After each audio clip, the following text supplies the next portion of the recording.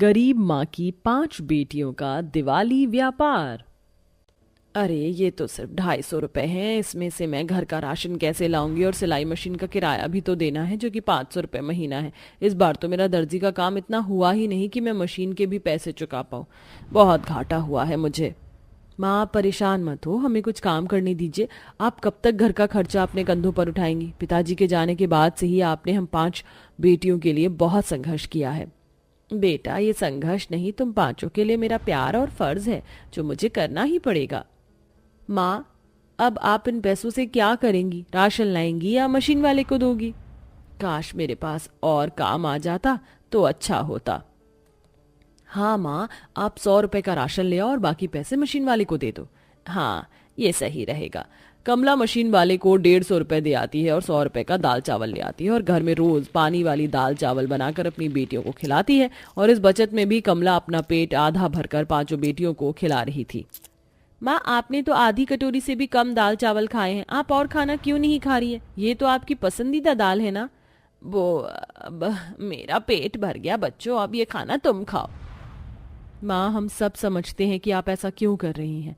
अब आपकी 5 बेटियां बड़ी हो चुकी हैं, चलिए चुपचाप से खाना खाइए। रोज आप हमारे लिए खाना छोड़ देती हैं ताकि हम पेट भर कर खा सके, लेकिन आज आपको पेट भरना होगा। हाँ, और हम 5 आपको अपने हाथों से खिलाएंगे, क्यों बहनों? बिल्कुल।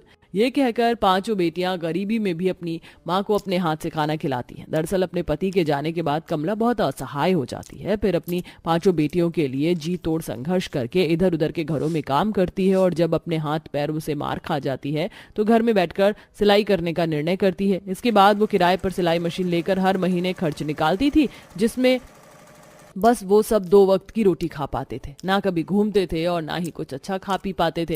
अक्टूबर का महीना खत्म होने को आया था और दिवाली आने को थी। घर में 2 दिन से किसी ने कुछ नहीं खाया था क्योंकि राशन भी खत्म हो चुका था। एक दिन 5 बेटियां बहुत पानी पीती हैं।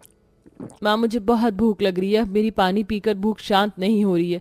कोई भी आपको कपड़े नहीं दे रहा जिससे घर का खर्चा चल जाता। हाँ बेटा, मेरी भी कुछ ऐसी ही हालत है। माँ 2 दिन तो हमने बिना कुछ खाए पिए गुजारा कर लिया और खुशकिस्मती से हमें परसों भंडारा मिल गया था, लेकिन अब क्या? अगर कल का दिन भी हमारा ऐसा गया तो इससे अच्छा तो हम कोई काम कर लेते हैं। बेटा व्यापार शुरू करने के लिए भी पैसे चाहिए होते हैं और हमारे पास तो खाने के लिए ही पैसे नहीं है, तो व्यापार तो बहुत दूर की बात है। तभी घर पर बूढ़े छड़ी वाले सुरेश चाचा आते हैं। अरे बेटा, कैसे हो तुम सब? चाचा हम ठीक हैं, आप बताइए कैसे आना हुआ? अरे यहाँ की तरफ आया था, सोचा तुम सबसे मिलके चलूं। और कमला तुम कैसी हो? काम अच्छे से चल तो रहा है ना? अरे काम अच्छे से चल रहा होता तो मेरे माथे पर इतनी शिकंज ना होती। मैं और मेरी बच्चियां बहुत परेशान हैं। घर में खाने को भी कुछ नहीं है, कल से हमने खाना ही कहाँ खाया है। कोई काम भी तो नहीं मिल रहा। अरे किसी का काम करने की क्या जरूरत है, खुद अपने काम के स्वयं मालिक बनो और व्यापार शुरू करो। चाचा आप ये कैसी बातें कर रहे हैं? ऐसे ही मालिक नहीं बन जाएंगे और व्यापार शुरू करने के लिए लागत भी लगानी पड़ती है जो कि हमारे पास नहीं है।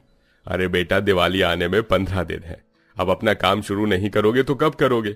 देखो बहुत अच्छी बिक्री होगी। दिवाली का सामान, दिए, फुलझड़ी, मेहंदी वगैरह, फूल बेचना, इन सब का काम शुरू करो तुम 5। और कमला तुम्हारे पास तो सिलाई मशीन है।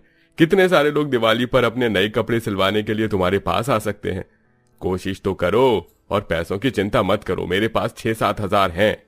क्या सच में चाचा आप हमें पैसों की मदद कर रहे हैं और इस दिवाली हमारा व्यापार बढ़ जाएगा तो हम आपको पैसे लौटा देंगे? बढ़ जाएगा? अरे दिवाली पर तो अच्छे अच्छे लोगों की सेल बढ़ने लगती है।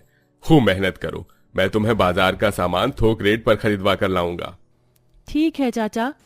अगले दिन ही 2 बड़ी बहनें सुरेश के साथ बड़े बाजार जाकर थोक पर सामान खरीद लेती हैं। फिर वो बाजार में रमन की दुकान पर आता है जो कि उसके बेटे की दुकान थी।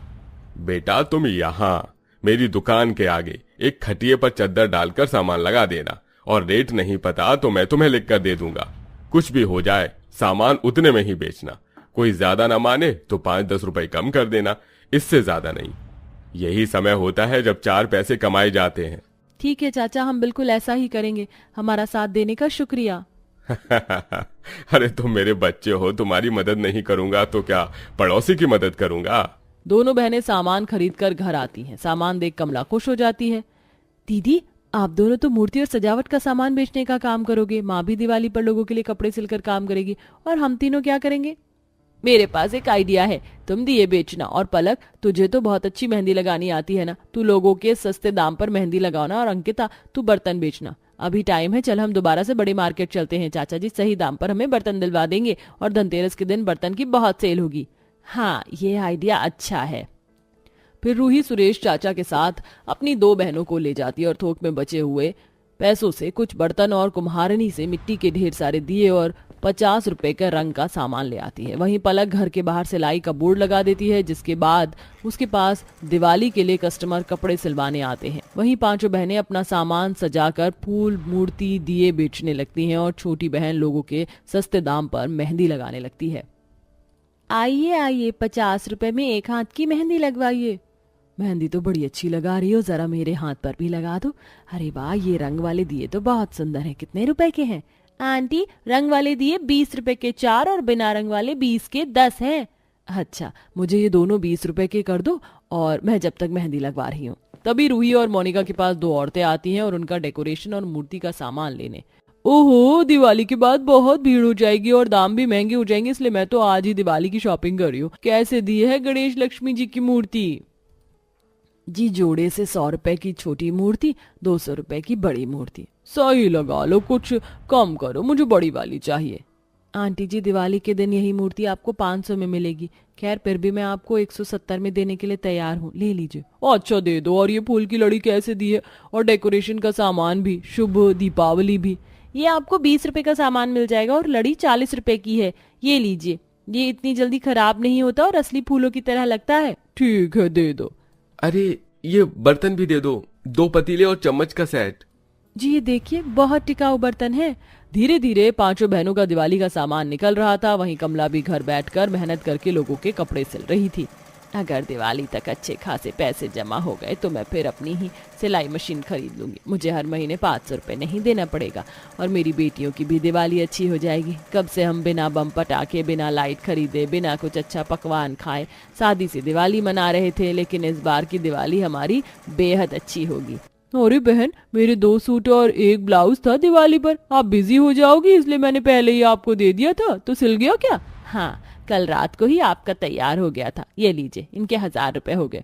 आप सस्ते में अच्छा काम कर रही हैं, इसलिए मेरी तरफ से आपको दिवाली के लिए 200 रुपए एक्स्ट्रा। शुक्रिया।